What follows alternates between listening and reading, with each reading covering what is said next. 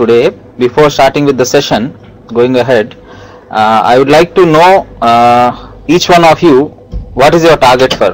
Are you all targeting for AEEE or IIT or your state engineering board, state engineering exam?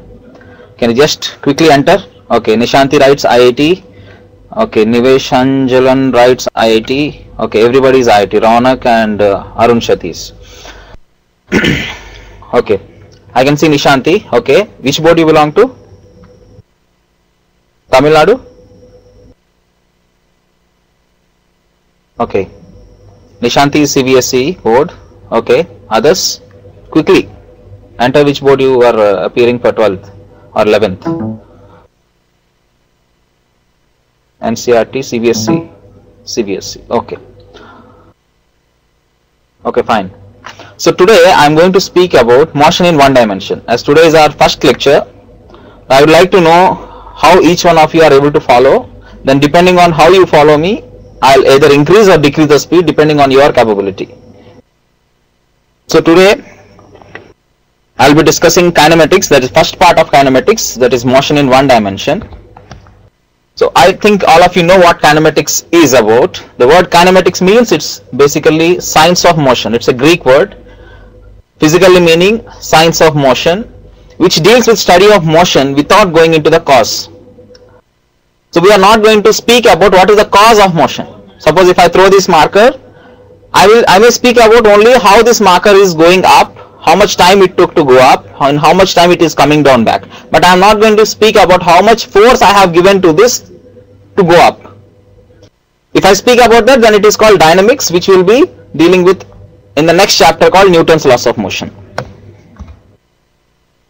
So coming back to the definition of kinematics, we have spoken something what is called motion.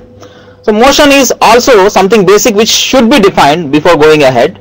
So any motion, when you are defining, you should speak about the object as well as observer. Suppose if I am speaking about this marker, let us say I have thrown it, it is taking a projectile path like this, or if it is going up and coming down like this, I should speak about with what reference I am speaking or commenting on this motion. So now with reference to me, I am defining that it is going up and coming down. Let us say there is a small insect sitting on it. With respect to it, with respect to that insect, this marker is at rest. Because when it is going up and coming down, all the time the insect is seeing itself to be at rest with respect to this marker. So if you see it on the frame of insect, marker is at rest. From my frame, it is in motion. So specifying observer along with object combinedly will define motion. Without that, motion doesn't have any meaning. Next, there are three types of motion. Quickly I am going to address the basics, then we will get into the topic. There are three types of motion. The first one is translatory and the second is rotatory. So further categorizing translatory motion would lead you to rectilinear motion and curvilinear motion. Okay? So rectilinear motion means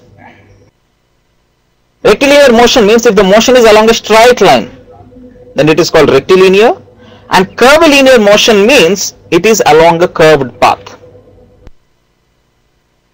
And rotatory motion means the object is rotating with respect to a certain point.